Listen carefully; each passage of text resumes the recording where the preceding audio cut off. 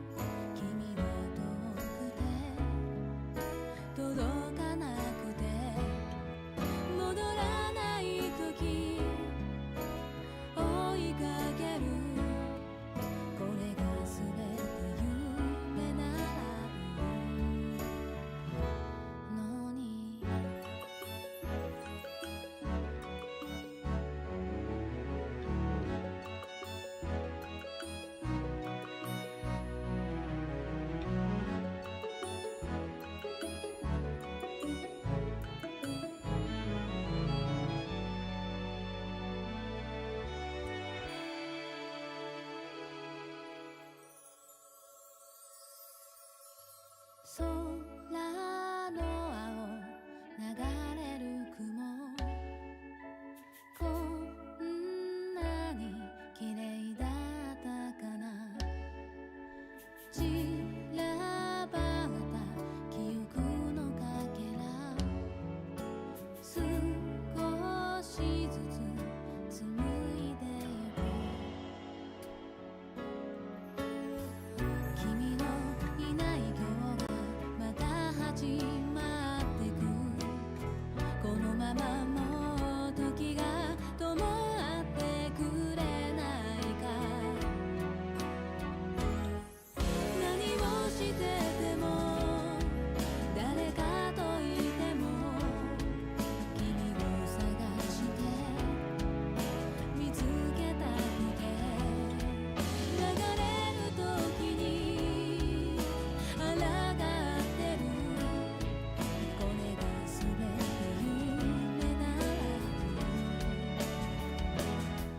何を見てても何を聞いても君は遠くて届かなくて戻らない時追いかけるこれが全て夢ならのに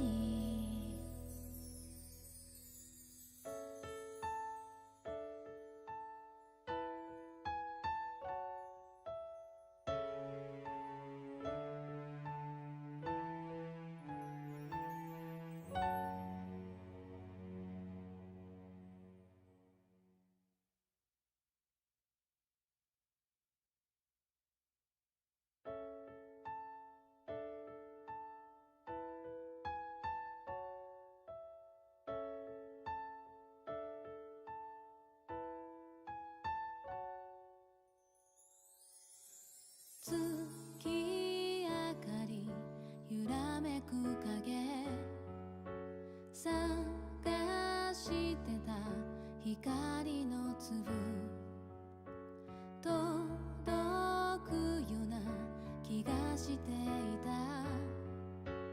伸ばした小さな手のひら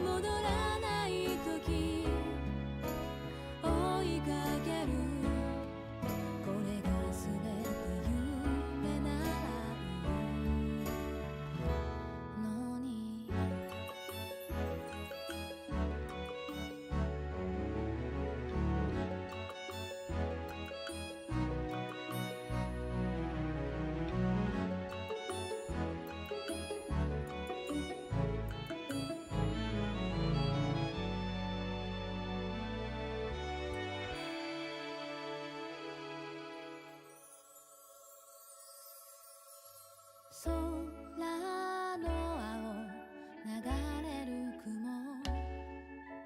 こんなに綺麗だったかな散らばった記憶のかけら少しずつ紡いでゆく君のいない今日がまた始まってくこのままもう時が止まってくれないか何をしてても誰かといても君を探して見つけたくて流れる時に抗ってるこれが全て夢なら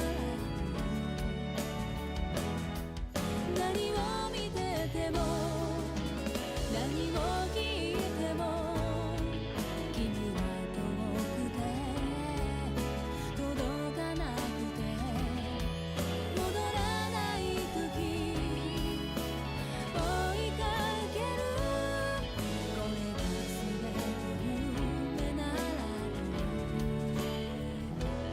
のに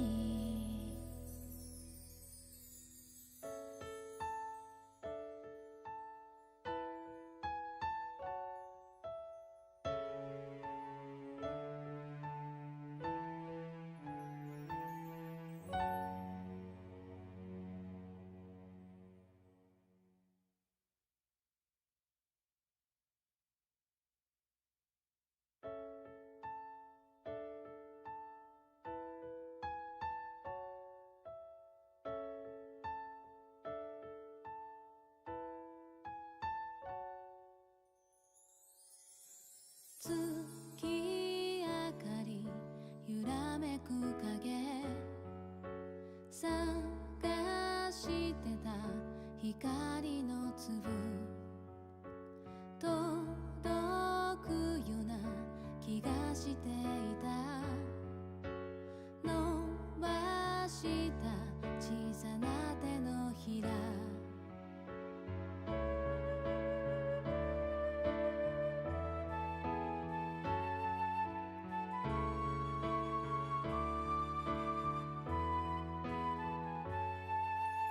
見つけた星座の名前なんだったかな思い出せないいつも横で答えてくれた声が頭の中に響く君のいない夜はずいぶん長くてこのままもう朝が来ないんじゃないかって思う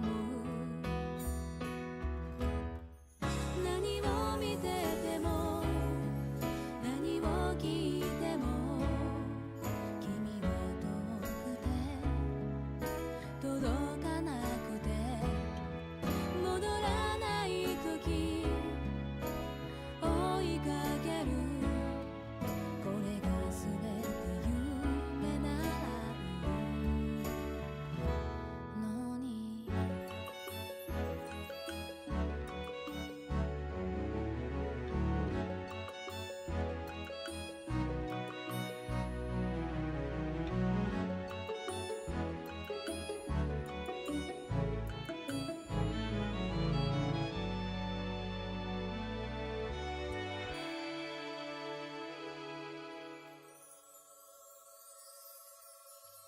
空の青流れる雲こんなに綺麗だったかな散らばった記憶のかけら少しずつ紡いでゆく君のいない今日がまた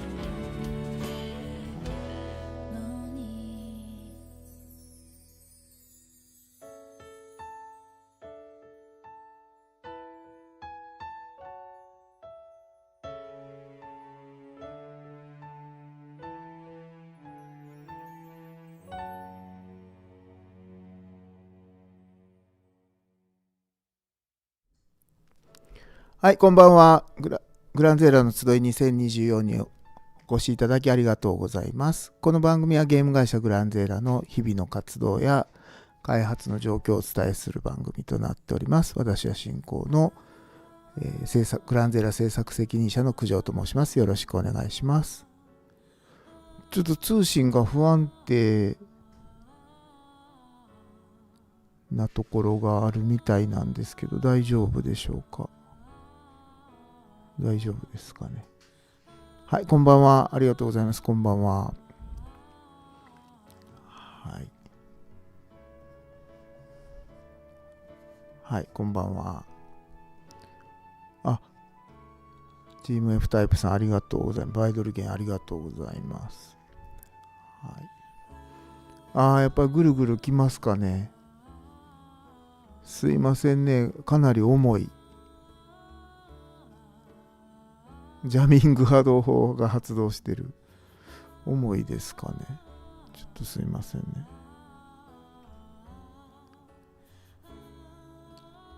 はい。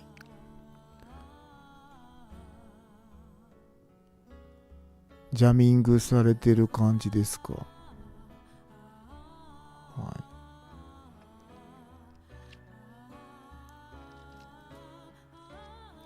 はい。ちょっとまた、通信止まるようだった。いつもありがとうございます。藤崎さんありがとうございます。ちょっとまた、そうですね。不安定、そうですね。は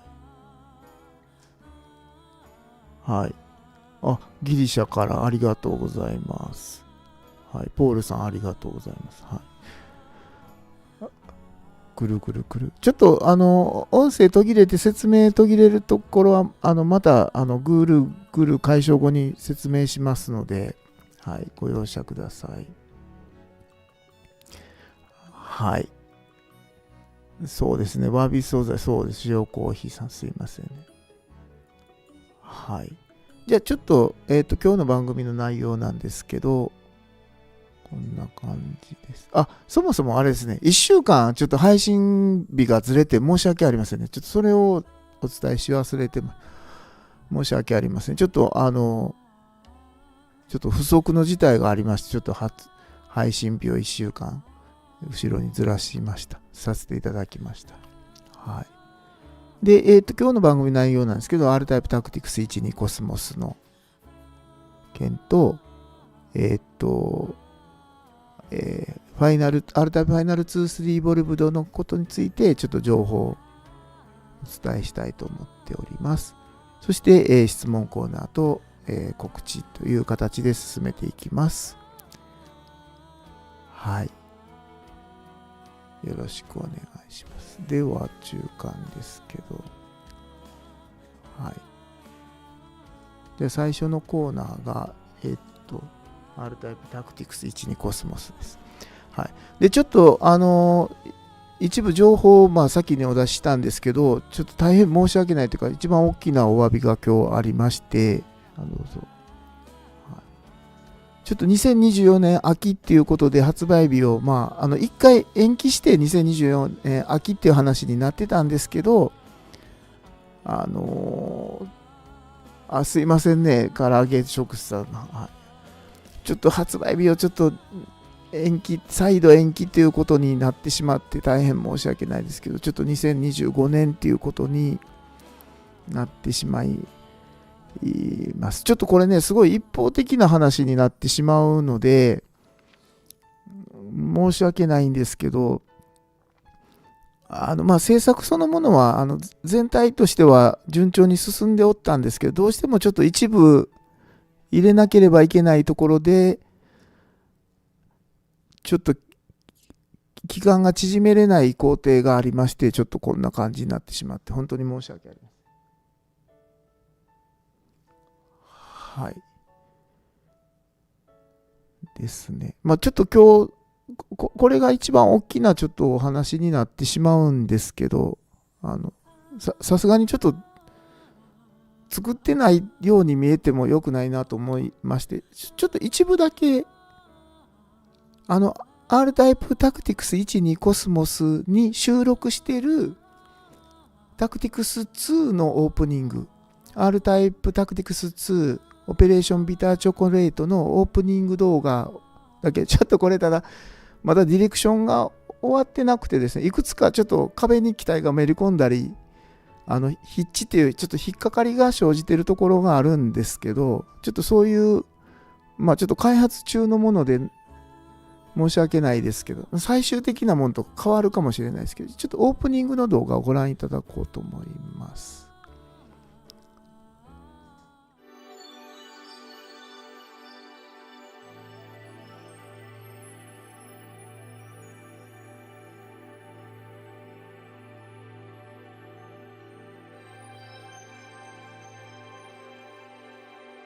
地球連合艦隊少将がバイド討伐のため太陽系を出てから数年が経過していた。新たに太陽系に流入する凶悪な戦闘生命体バイドの数はここ数年で激減した。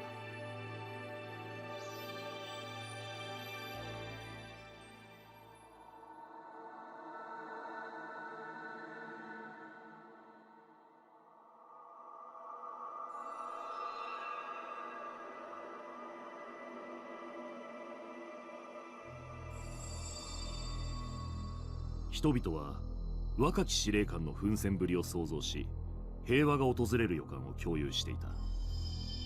しかし平和の予感は長くは続かなかった。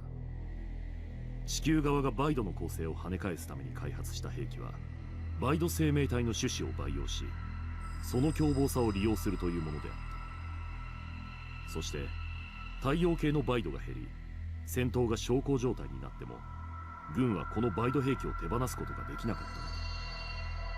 そんな地球連合軍のありように異を唱え放棄した人々はグランゼーラ革命政府を設立した。もともと相入れない両陣営の主張は平行線をたどり、地球連合軍とグランゼーラ革命軍との間で戦争が始まったのだ。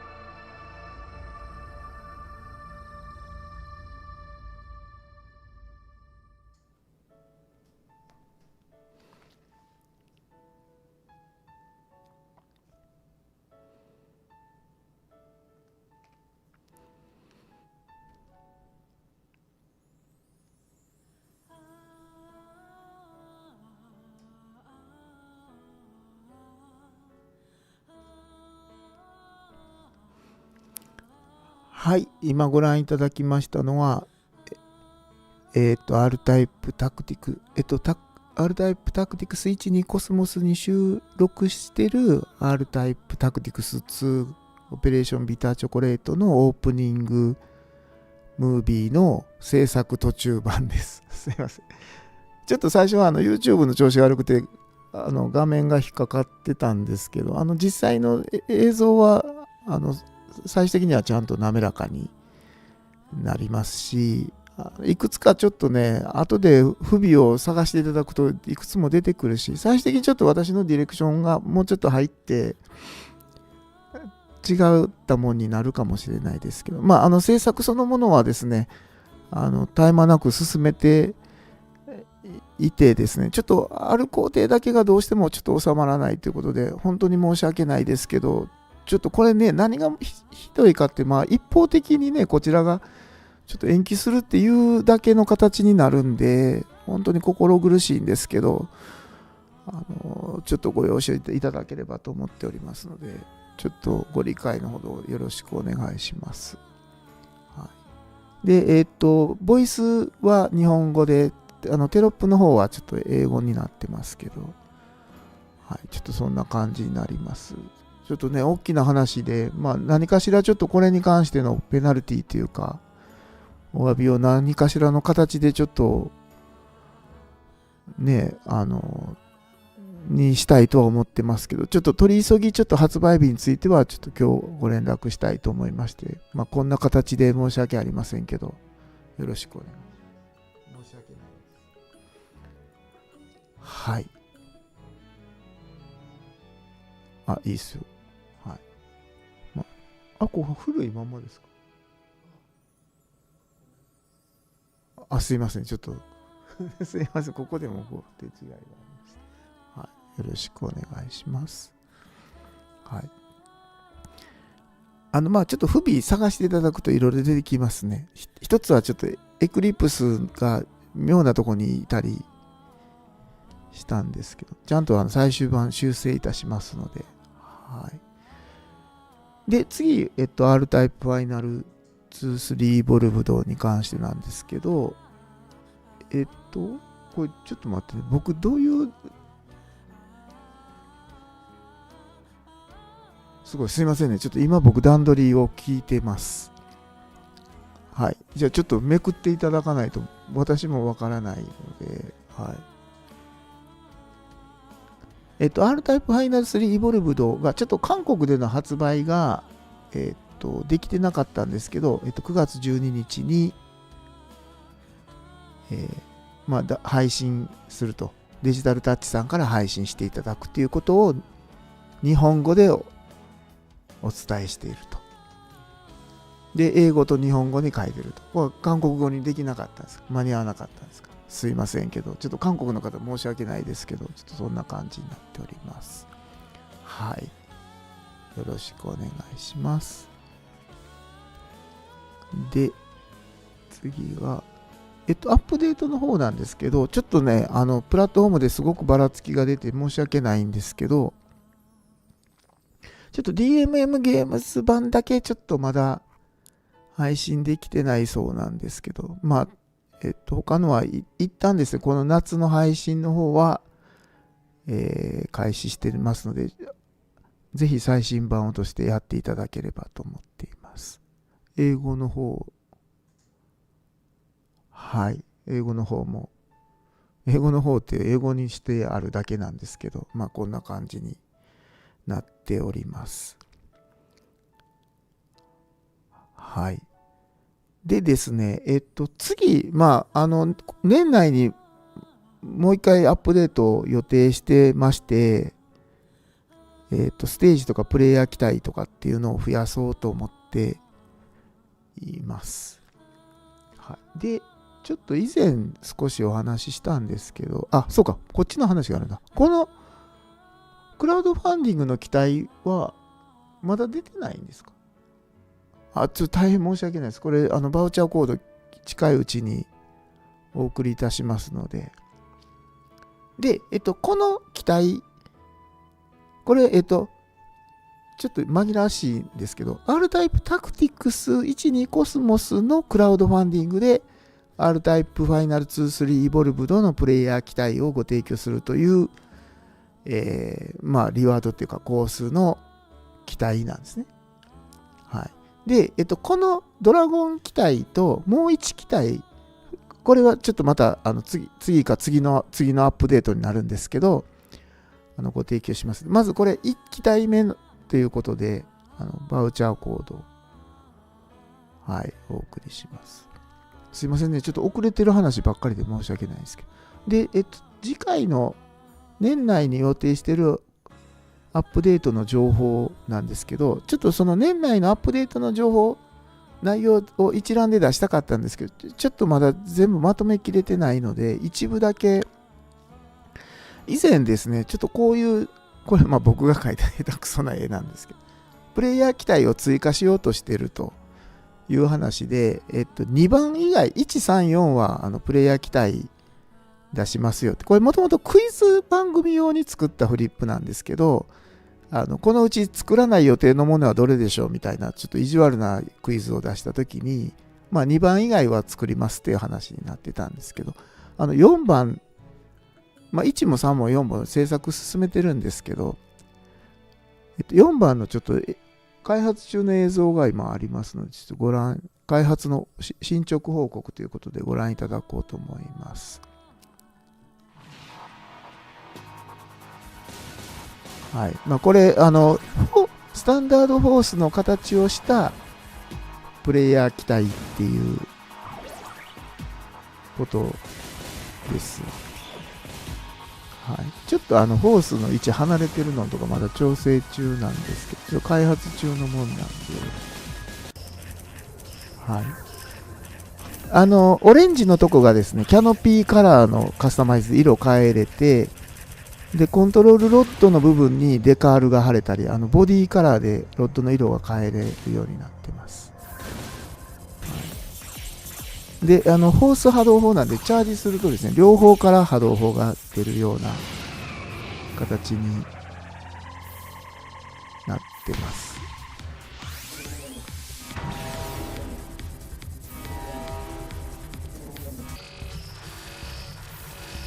ですね。今ちょっとね、色がオレンジ色でも、ちょっと機体の方のフォースと、フォースのフォースで、何言ってるかわからんない。機体とフォースでオレンジ色の色違うんですけど、もっと似せる予定です。もっと見分けがつかなくしていきます。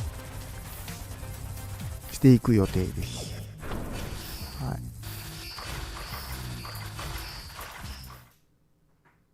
はい。まあ、こんな感じで、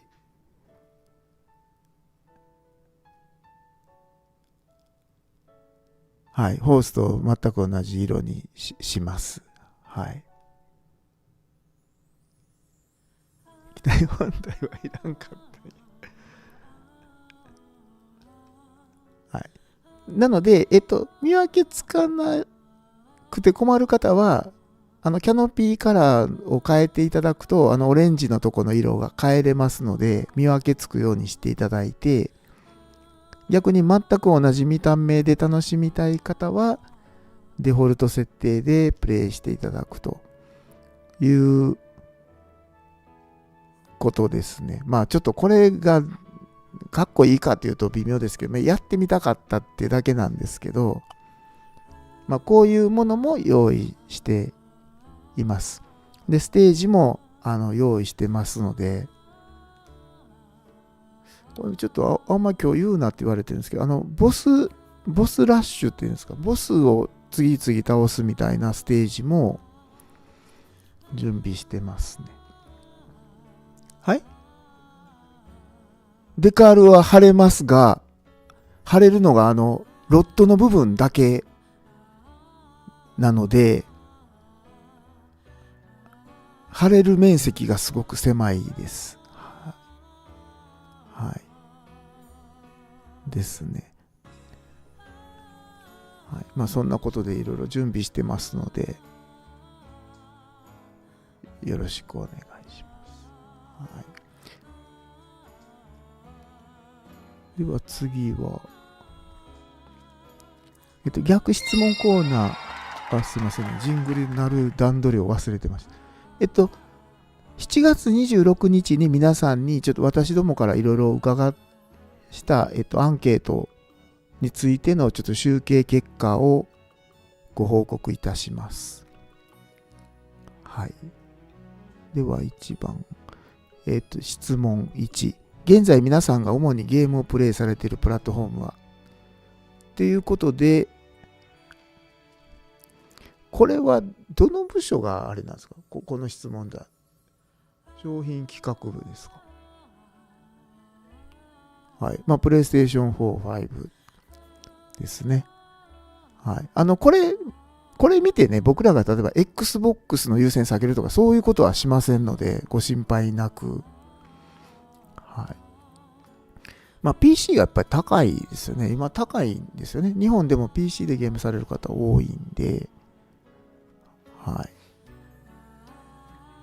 まあそんな感じで、そうですね。これは、なんか商品企画部ので聞きたいっていうことだったんで、そうですね。PC が2番手、そうですよね。はい。では次の質問です。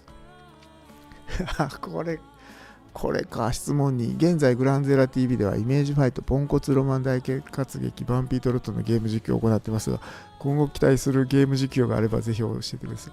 これ、皆さんに尋ねてやりにくくなったってことないですか？大丈夫ですか？一番多かったのは3番の R タイプファイナル2、3イボルブド。まあこれは多分にですね、こんな難しいゲーム、九条お前できるんかと。やってみせろっていう部分も多分にあろうかと思うんですが、まあちょっと過去に2回ほどここでね、リアルタイムで皆さんとやって、すんごい下手なとこ見せてって、なんていうのかな、臆病になってると思われてるかもしれないですけど、ちょっとさすがに私開発してる人間なんで、このゲームを現役で普通に実況してもちょっと面白くないかなと思ってまして、やるのであればね、アルタファイナル2、3イボルブでやるのであれば、もう誰もクリアできないような難しいステージ、そうですね、ステージ R3.0 っていうのを作って、もうリアルタイムで攻略します。これ実況やるのであればね、それ用に極悪ステージを作ります。作った上でやります。多分そこまでやらないと、そう作ってる人間がねえ、普通にクリアしても面白くないですもんねとか言って、ちょっと偉そうなこと言ったりしてますけど、まあちょっとまあファイナル2、3イボルブドはまあでもそうですね。やっぱりステージ R3.0 出たタイミングでやりましょうかね。はい。なんでちょっと、いずれやりますけど、ちょっと当分はちょっと他のゲームの実況をやろうと思ってますので、はい。後ほどちょっとその告知というか、もありますので、はい。アイレムコレクションもあれですね、第2弾が出るんですね。あれ、また出たらやるんですか？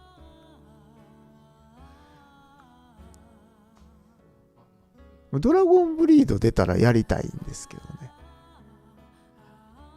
あんま勝手なこと言うたら怒られそうですけど。はい。でも懐かしいですね、アイレムコレクションね。本当に僕がアイレムに入った頃のゲームだし、まあ直接関わったゲームとかもあったりするんで、はい、まあちょっと、ここの結論としては、R タイプファイナル3イボルブドをやるときは、ステージ R3.0 っていう極悪ステージを作った上で、ライブでやります。すごいですね。勝手なこと言うなって言って、番組のディレクターがむちゃ怒ってますね。はい。じゃあ次、逆質問3。はい、これは質問3。この夏に挑戦しようと思っていること、今までと変えようと思っていることはありますかっていうことで挙げていただいて、どうなんでしょうかね、皆さん。ちょっと私は正直夏予定してたことが、まあ、できなくて、先ほどのね、ちょっと発売日の話になってしまったんですけど、スーファミの R タイプ3クリアとか言って、引っ越し、ミスティ極めるってミスティレディでしょうかね。ナルキッソス立体化。R タイプファイナル2の完全無欠のトロフィーをと。どうですかね。R タイプファイナル3ステージ Y を R タイプはそれでノーミスクリアする。そうですね。ステージ Y シリーズはそうですね。難しい。7.0 でしょ。Y7.0 はちょっと社内でもちょっと物議を醸し出しましたね。難易度では。ちなみに釣り大会出たけど完敗だった。俺のコメントが載ってる。そうですね。大工の源さんとか復刻しないでしょうか。しないでしょうか。復刻するんじゃないですかとかって気楽に言ってしまったけど、東西さんに別に聞いたわけじゃないんで、どうなんでしょうね。でもすごいいろんなゲーム、アイレムコレクションの話ですけどね、ゲーム片っ端からみたいな感じもあるんで、ゲンさんも入るんじゃないですかね。タイミング的には同じような時期ですもんね。はい。プリン作るの忘れてた。転職の人が心配すぎる。Y7.0 復活絶望的でしょう。そうですね。はい。そうですね。これ達成してたらそうですね。なんか人生いい方に転びそうなんですけど、ちょっと私が果たせなかったんで、ちょっと心改めて9月に再目標設定します。はい。では、ということで、はい。じゃあ次は質問コーナー。皆さんからいただいた質問3つ。はい。では質問1番目の質問。R タイプファイナル2、3イボルブド。ナルキッソス実装お疲れ様でした。驚異の性能で楽しく使っています。元の擬態機能を考えるとバリア波動砲があっても良さそうだと思いましたが、フォース分離時モーフィング変形してハイブリッド波動砲かとか、人型固定にした経緯とか開発用などあれば聞きたいです。これはね、そうですね。モーフィングしてっていうのは考えましたね。R9D になるっていう仕様も立ててたんですけどね。やめましたね。チャージ中に R9D に変形する案はありましたね。で、ビットが変形するっていう案もありましたね。デコイビットって。ただ、ちょっとナルキッソスに関しては、かなり元ネタに寄せる方向で最初は考えてたんですけど、ちょっとそういうのは一通り仕様まで作ったんですけどね、やめましたね。もう使いやすいもんにしようっていうことと、ちょっとタクティクスにちょっと似せるのが無理やり感があったんで、ネタとしては良かったんかなと思ったんですけど、途中でちょっと仕様を変えて、その実用的な方に振りましたね。それが良かったのかどうかっていうのはあるんですけど、ですね。人型固定にしたのは割と最初、この機体をファイナル2、3に持っていく時点の一つのこの機体のなんていうのかな、ありようとしてはもう最初にそうですね、仕様の1行目に書きましたね。これはもう変形機体じゃなくてもずっとロボットだっていうので、それでちょっとなんていうのかな、この先ロボット機体っていうものをこういうのもありなんだなっていうとこをちょっと見てもらいたかったんでですね。まあちょっとこれは、まあ、開発費はってあんまりかっこいい話なくて、多分そういうのでアップデートが全体的に遅れてしまって、皆さんにもちょっと開発スタッフにも迷惑かけたなと思ってますので、はい。まああんまり、そうですね、あんまりというか、制作現場の方ではあまりかっこいい話はないですね。僕ね、本当はちょっともっと具体的に、なんていうのかな、開発中の悩みとか、まあ、場合によっては開発中のちょっとうまくいかなかった例とか動画も、皆さんに見てもらいたいと思うとこもあるんですけど、ちょっとさすがにそういうのを見たくないって方もいらっしゃるかなと思っていて、まあ、もうちょっと、なんか制作中の状況、まあその発売遅れたりしてる中身もそうなんですけど、まあ、なかなかね、ちょっと話がしづらいとこもあるんで、これなんかいい方法ないですかね。メンバーシップ？メンバーシップってどういうのなんですか？見ていただく方は限定して動画とかライブもできるんですか？まあそうですね。ちょっと、まあネタバレがあったり、まあそのあんまり開発中のかっこよくないのも見たくないっていう方もいらっしゃるんで、まあそうですね。見たい方限定でライブとか動画がご覧いただけるといいでしょうね。そういうメンバーシップっていうのが。すいません。僕 YouTube のことよく分かってないんで、まあじゃあそういうこともちょっと考えていきますか。はい。すいません。ちょっとあんまりかっこいい話じゃなくて申し訳ないですね。質問に。要望 R タイプファイナル2-3イボルブド。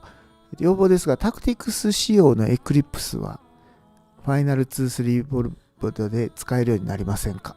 モデリングが別のようなので、ぜひシューティングの方にも逆輸入。実戦配備型とか、今日ね、確かにタクティクスの方は、エクリプス123。エクリプスの試作型っていうのが、ファイナル2とか、ファイナルシリーズでの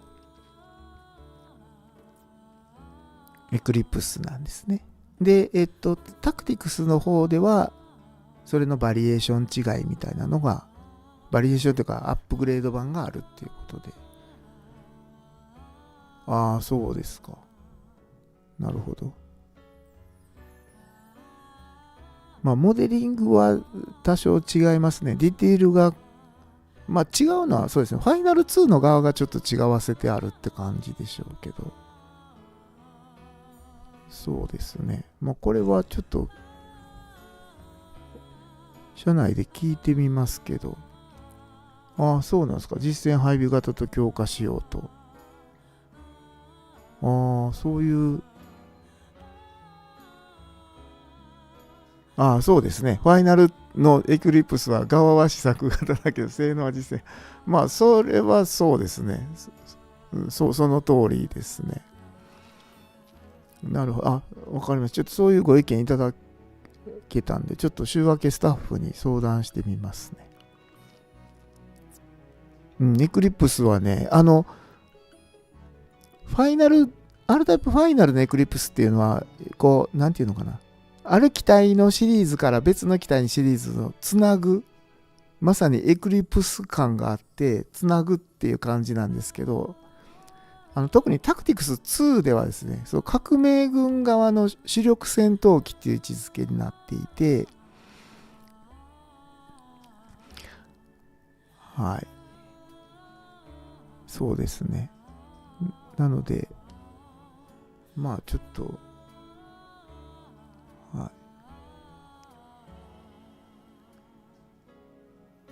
すいませんね、クラウドファンディングの。はい。はい。申し訳ないですね。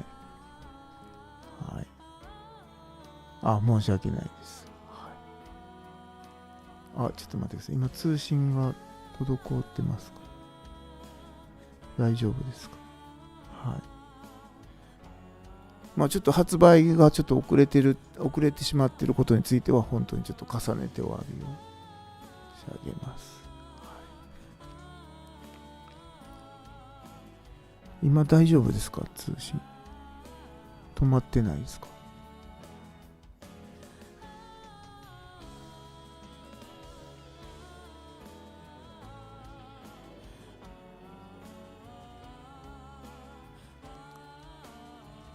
はいはいはい、ちょっと真摯に受け止めて、バンするってことはないですよ、さすがに。言われてることは本当にごもっともだと思いますので。はい。はい。じゃあ次の質問に。はい。質問3番目。R タイプファイナル。これはどういうのだ？九条さんなら多分答えてくれる。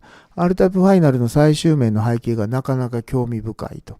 2人の男女のシルエットが折り重なっていくんですけど、これは人類の最終決戦であり、同時に始まりでもある気がします。制作された方に意図を聞きたくなる。そんな演出ですね。これあれですね、ファイナル2じゃなくて R タイプファイナル2003年に発売になった R タイプファイナルの最終面の話ですね。最終面が3つあるんですけど、そのうちの1つが茶色いオレンジ色の空間というか、奥に水面があるような表現になっていて、でなんか遺伝子の塩基配列みたいな名前の敵がいくつも出てくるっていうステージがあるんですよ。でそのオレンジっていうか茶色い背景になんか男女が抱き合って崩れていくみたいな表現があって、それのことだと思うんですけど、あれね、もともとはなかったんです。普通にオレンジ茶色い背景だったんですけど、ちょっと寂しいなと思ったんで、なんか演出入れようっていうことになったんですけど、普通のなんか梅毒とかを出すと攻撃対象と間違えそうだったんで、なるべくR タイプに出てこなさそうなものを背景に移そうっていうことになって、で私が男女がその時言ったのは裸の男女が抱き合って崩れ落ちて行為に及ぶところを出そうって言ったら、みんな引いていて、しかもね男女のモデルはね、絶対絶命都市の須藤と相沢のモデルだったと思いますね。なんかとりあえずそんなこと言っていいんかって言われます。でその塩基配列を模した名前なんで、なんか人類と同じ遺伝子、何言うてんねんって言われそうですけど、そういうのです。いろんなパイロットのイメージが映像になるみたいな、パイロットの欲望や欲求が視界いっぱいに広がるみたいな感じのイメージです。ちょっと何言うてるか分かりませんけど。で、そこで使ったモデルが絶対絶命都市の主人公とヒロインのモデルを使い回しました。はい。そんな感じですね。あんまりこれもかっこいい話じゃないですけど。はい。あといかがわしいシーン。そうですね。いかがわしいですね。開発スタッフも引いてましたね。本当にこれいいんでしょうかって言ってましたね。はい。では、はい、質問はじゃあ、今日はここまでということで、ちょっと取り上げれてない質問に関しても、開発の方に回しますので、開発関係のやつじゃないのはちゃんとその担当部署に渡しますので、よろしくお願いします。では、これは告知のコーナーです。告知いくつあるんですか？2つ。はい。じゃあ1つ目お願いします。イベントのお知らせ。シューティングゲーム FZ フォーメーション Z プレイヤブル出展のお知らせということで、東京ゲームショウ2024、9月26日から29日まで、千葉県の幕張メッセにて東京ゲームショウ2024がありますと。で、フォーメーション Z ですね。私たちも制作に参加している、ロボットから飛行機からロボットに変形する可変シューティングゲームフォーメーション Z がプレイヤブル出展されます。はい。シティコネクションさんのブースホール7の N12 と、ハピネットさんのブースでそれぞれ、同じバージョンなんで、どちらでプレイしていただいても構わないと思うんですけど、出展されます。はい。これ気をつけないとね、言っちゃいけないことと言っていいことと手元に紙があるんで、今までご覧いただいたことは、ちょっと1号機のカラーリングがちょっと変わってます。デフォルトのカラーリングが変わってます。はい。はい、で、これに加えてですね、ここに画像ないんですよね。持ってきたらよかったですね。R9 が変形する機体も、プレイできる。言ってよかったんですか、これは。はい。プレイできるそうですって。できるバージョンをゲームショー用に用意してます。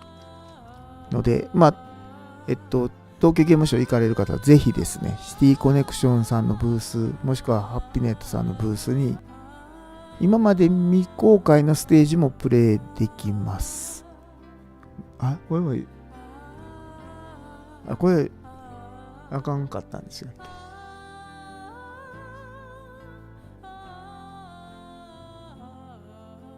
ぐるぐるしてる？まずいこと言った時だけ YouTube がぐるぐるしてたら助かったのにって。はい。画像欲しかったな。そうやな。見せたかったな。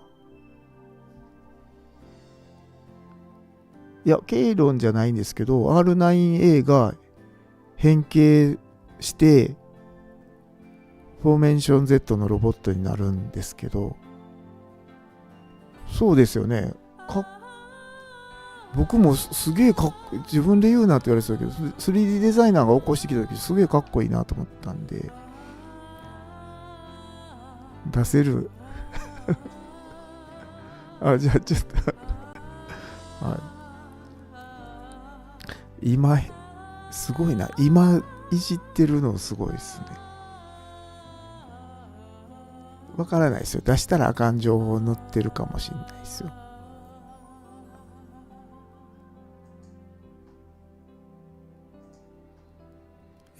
そうか。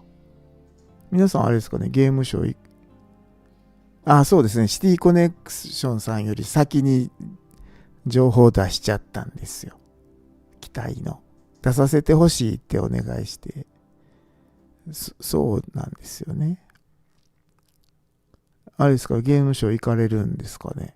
ちょっとね、グランゼーラもね、出店予定にしてたんですけどね、ちょっとその出店自体が見送ることになりましたんで、ぜひともですね。ちゃんと人型ですよ。ケイロンって割と人型っていうほど人型じゃないじゃないですか。もっと出せませんかね。出せそうですかね。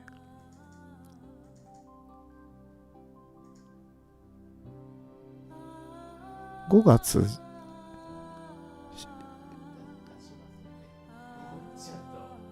4月じゃないの。4月じゃないの。あるんですか。動画しかない。違う。静止画。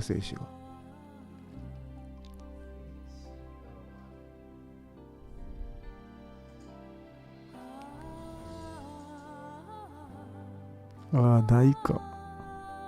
ないですかね。すいませんね。今待っていただいてるんで。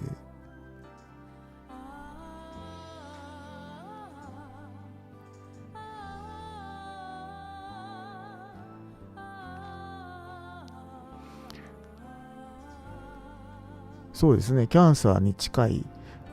ケイロンって、あれね、R タイプ、あれ、ここで言っていいんか？ R タイプって、大元は、なんか今、唾が送ってる。R タイプって、大元のネタは、ロボットと人型変形するみたいな企画。DGS。僕ね、行きたいなと思ってるんですよ、こっそり。行きたいと思ってるんですけど、以前開発段階だけど発表、そうです、そうです。以前見ていただいてる画像ないですかね。なければちょっとないっていうことで。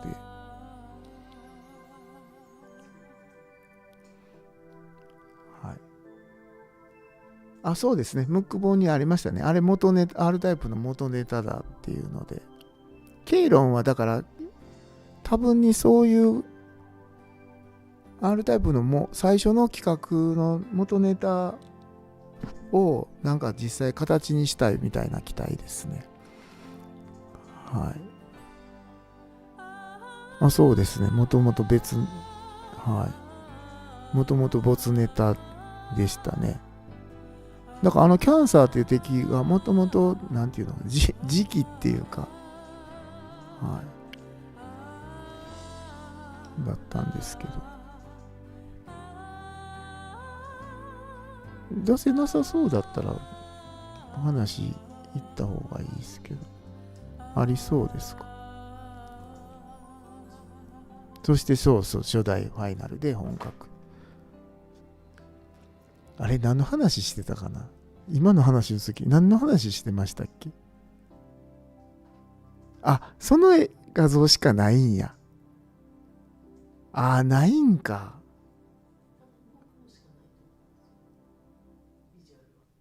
うん。違う違う、あなたは持ってるんですよ。うん。でもまあ、やめときますか。よく考えたら、まあいいっすね。はい。すいませんね。ちょっと僕、なんか話が二重三重に飛んでるんで、そうです。ケイロンっていうか、キャンサーが R9 の没ネタって話、本当だ。そうです。私はそういう風にね、聞きましたよ。とか言って。はい。じゃあ、すいません。次の話に行きます。すいませんね。ちょっと段取り悪くて申し訳ないです。はい。で、次、ゲームライブ第3弾ですね。はい。来週の、金曜日午後9時からですね、ゲームライブ第3弾をグランゼラ TV で行います。で、今回は、ちょっとさっきのアンケートで票が少なかったんですけど、パチプロフン65青春編というゲームを、やってみようと思ってます。このゲームは、2006年に発売になったパチパラ13スーパー海とパチプロフン6に収録されている社会派ピカレスクアドベンチャーゲームです。はい。多分にちょっと私が、仕事してない時に、やってるゲーム実況みたいな形なんですけど、ちょっとパチプロフォン6が、プレイステーション2のゲームなんですね。もともとね。はい。どんなゲームかっていうことをちょっとご紹介します。卒業してしまった。お母さんには就職が決まったって嘘をついてしまったけど、就職も進学も決まってないよ。はい。まあこんな感じでですね、就職も進学も決まらないまま卒業してしまった主人公。就職でも進学でもできれば何でもいいや。まあこういう4択ってか選択肢が出どうます。しよう。はい。で、彼女がクラスメイトこのままじゃだって、うちの工場は彼女のお父さんの工場が借金の肩で取られてしまったっていうのを、パチンコ勝負で取り戻すっていうことが最初の主人公のミッションになります。とても勝負なんてできそうもないし。はい、でこういう街の中をいろいろご飯食べれたり銭湯に入れたり、これ女性主人公でプレイすれば女風呂に入れます。はい、釣りができたりと、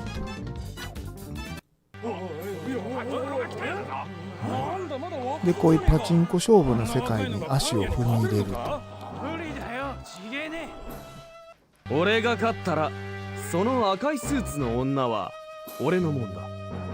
あ、そうですね、選択によって相当ひどい人間あらいいわよになりますね。もし勝ったらあなたのものになってあげるわ。これ今大丈夫なんかっていう話ですけど、万が一にもそもそも勝てることなんてないでしょうけどね。そうそう、小川さくら子です。ヒロイン。これ右のがリリー松島。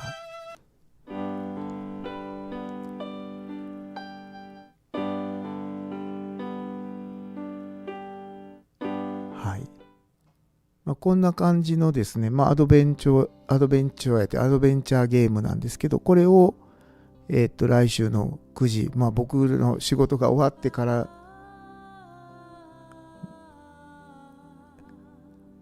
やってみる。久しぶりに、十何年ぶりにやってみると。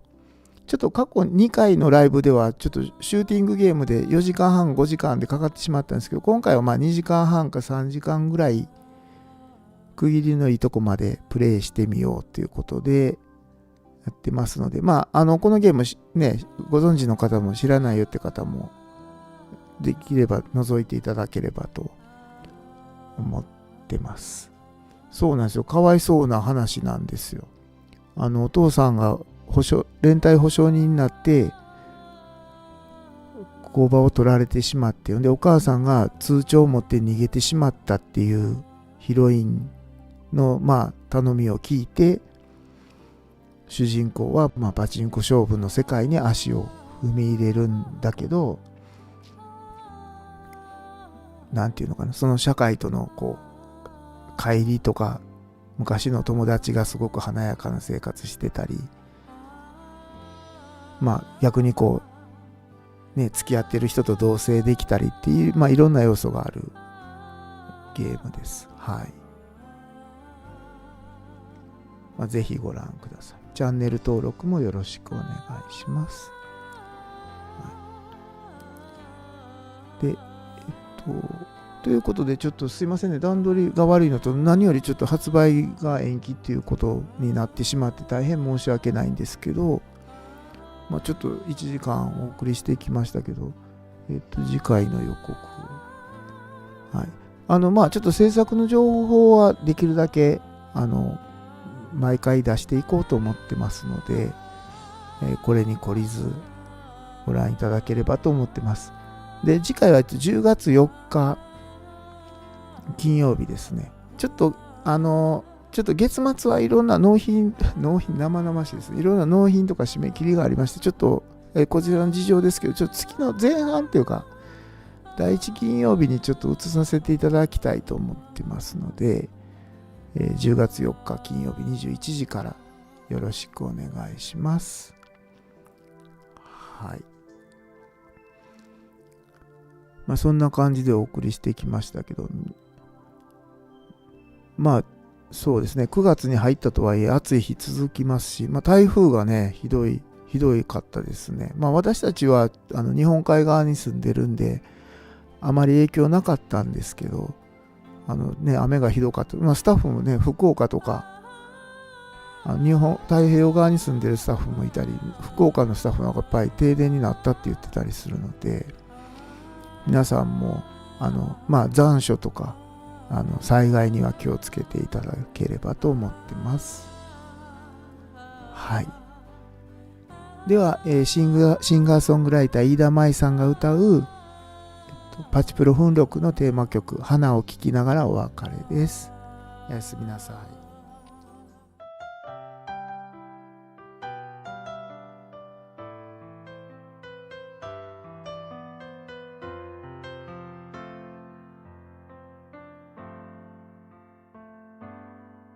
今僕の行く先はいくつかに分かれ、決めることできずに佇んでる。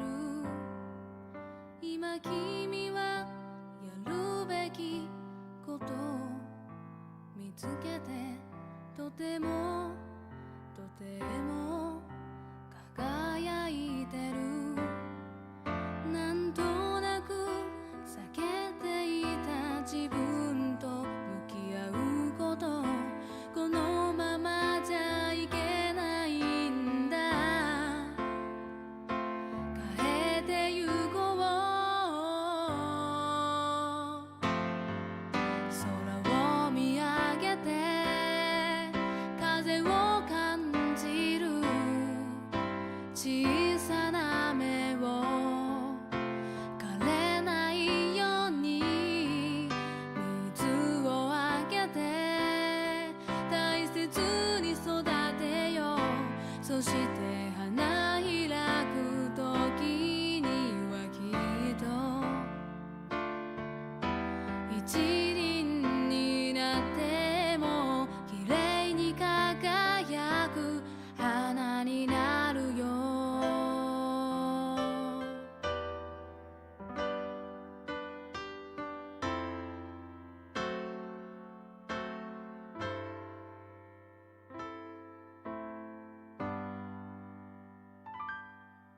本当はきっと決まってる心の中だけど、迷う気持ちはなんだろう。これから背負ってく荷物の重さに少しめげそうになってるよ。わかってる。頭の中では現実とか大きな壁乗り越えなきゃ強くなろう。空を見上げて風を感じる。自分自身見失わぬように、流れの速い時代の中できっと花が開くことはすごく難しいからね。強く輝く花になるよ。